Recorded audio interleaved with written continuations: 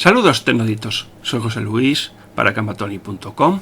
Generalmente en nuestra casa todos los artículos, los electrodomésticos que solemos tener son sistemas abiertos. Por ponerte un ejemplo, si tenemos una impresora 3D y nosotros le mandamos a hacer una pieza y forzamos que el motor no pueda girar aguantándolo con la mano ya que no suele tener grande potencia, vemos que la tarjeta de control de esta impresora sigue funcionando normalmente y no se da cuenta que el motor está parado. Si bien eso en los electrodomésticos que solemos tener en casa está a la orden del día, sería inconcebible que eso pasara en un sistema robotizado de cierto nivel o en un sistema industrial. Generalmente en la industria y en sistemas robóticos se suele utilizar lo que se llama un feedback, es decir, la placa de control le dice al motor paso a paso de la impresora que se mueva 5 pasos y verifica que esa orden ha sido cumplida. Ese retorno, ese feedback, es el que sirve para controlar que lo que queremos que se haga y lo que se está realizando esté en consonancia. Y uno de los sensores que se suele utilizar para recoger dicha información es el que traemos hoy a este vídeo, los encoders. Un encoder es un dispositivo electromecánico que permite codificar el movimiento angular en un impulso eléctrico. Es decir, transforma el movimiento angular en una serie de impulsos eléctricos que pueden ser de diferentes tipos. Como he dicho, este impulso puede ser de diferentes tipos, pero el más estandarizado es un impulso binario, aunque también puede ser un impulso de otro tipo, como puede ser analógico, pulsos codificados, etc. Los encoders convierten el movimiento en una señal eléctrica que puede ser leída por algún tipo de dispositivo, como puede ser un microcontrolador o un autómata, o sea, un PLC. Por lo dicho, es fácil deducir que el encoder envía una serie de información que ha de ser recogida por un sistema de control, que utilizará esos datos según el trabajo que se le ha sido encomendado.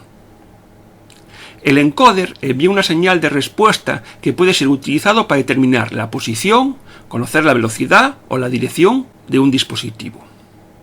También tenemos por otra parte un sistema de control que, como he dicho anteriormente, puede usar esta información para una función en particular.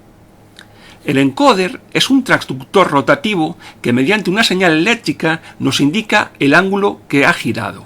Si este sensor lo conectamos mecánicamente con una rueda o un husillo, también nos permitiría conocer y medir distancias lineales.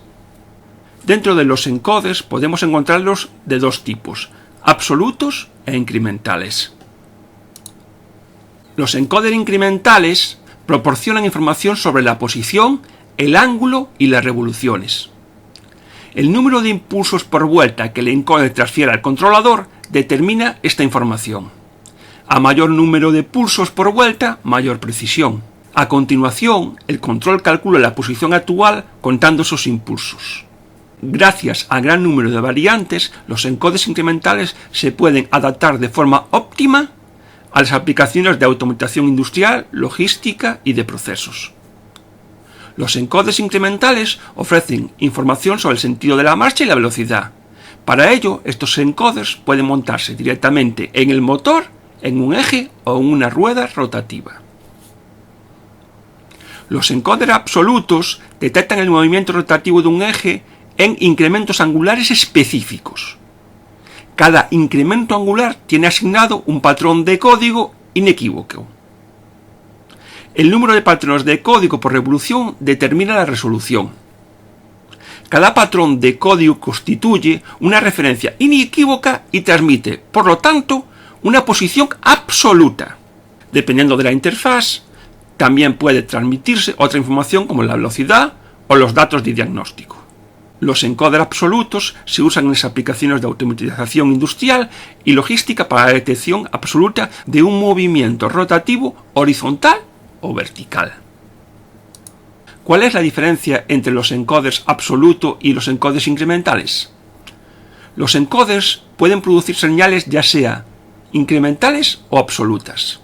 Las señales incrementales no indican la posición específica, solo que la posición ha cambiado. Los encoders absolutos, por otra parte, utilizan una codificación diferente para cada posición, lo que significa que un encoder absoluto proporciona tanto la indicación de la posición que ha cambiado y una indicación de la posición absoluta del encoder. Por eso mismo os daréis cuenta que un encoder absoluto no necesita ningún tipo de sincronización, porque en el momento que le dais tensión, va a saber dónde está. Mientras que los encoders incrementales sí necesitan tener una sincronización para que a partir de ahí tengamos una referencia.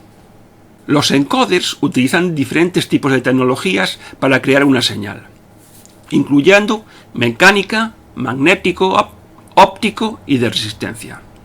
Aunque generalmente la óptica a día de hoy es la más común. En la detección óptica, el encoder proporciona información basada en la interrupción de la luz. El gráfico de la derecha describe la construcción básica de un encoder rotativo incremental con tecnología óptica. Un haz de luz emitido por un LED pasa a través de un disco de código. Este disco de código está constituido por líneas opacas y por líneas translúcidas. A medida que el eje del encoder gira, la luz del LED es interrumpida por las líneas opacas en el disco, y de esa forma tendremos un sistema fotodetector que va detectando esos cambios de luz, sabiendo cuándo detecta y cuándo no detecta, dependiendo de cuándo pasa por esa línea opaca o no. Esto produce una señal de pulso, con luz encendido y sin luz apagado. La señal se envía al controlador, que a su vez enviará la señal para producir la función deseada. Para que veáis la diferencia de los discos que suelen ir incluidos en los encoders, podemos ver en la parte de arriba un disco de un encoder incremental, que como podéis observar suele tener solo dos líneas, generalmente tienen una tercera que es la que indica el paso por cero, cada vez que da una rotación daría un pulso, y en la parte de abajo podéis ver los discos de los encoders absolutos. Como podéis comprobar, la diferencia es muy grande, ya que los encoders absolutos son muchísimo más complejos y más caros. Y aquí tenéis las señales generadas por los encoders. En la de la izquierda tenéis la señal generada por un encoder absoluto, que como podéis observar tiene muchísimas líneas y tiene diferentes pulsos en cada una de ellas. Y en el lado derecho tenemos un encoder incremental, que generalmente solemos tener tres canales, el A, el B y el Z. Y para mayor control de la aplicación suelen llevar las mismas señales negadas. Es decir, tendremos un A y una A negada, un B y una B negada y la Z y la Z negada. Con las dos primeras señales conseguiremos saber el sentido de giro del encoder, y la última dará un pulso por revolución, que es la que utilizaremos para sincronizarnos la aplicación, y a partir de ahí sabremos sin ningún problema cuál sería el desplazamiento lineal o angular de la pieza que estemos midiendo. Como podéis daros cuenta, los encoders absolutos son muchísimo más complejos y esa complejidad, por supuesto, se transmite en un mayor precio.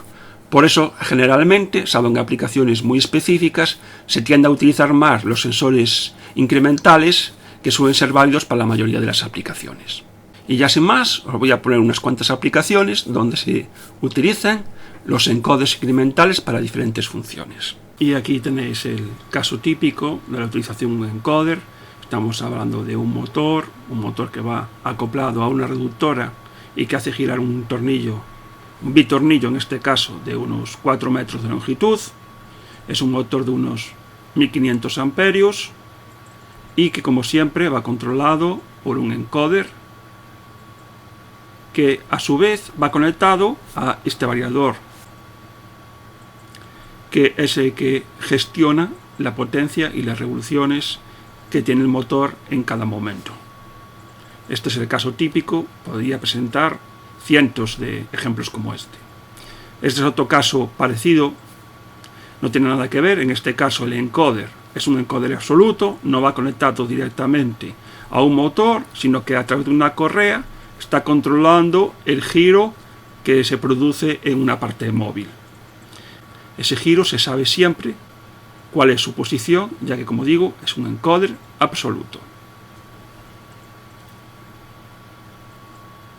Espero que con este vídeo os haya quedado claro lo que es un encoder, tanto un encoder absoluto como un encoder incremental. Si hay algo que dejar en el aire, me lo dejáis en comentarios e intentaré explicaros. Si el vídeo ha sido de vuestro interés, os agradeceríamos que nos dierais un like y que lo compartierais con quien consideréis oportuno. Cuantos más seamos, más posibilidades tendremos de aprender. Se despide de todos vosotros José Luis. Hasta un siguiente vídeo, un saludo a todos, tecnoaditos.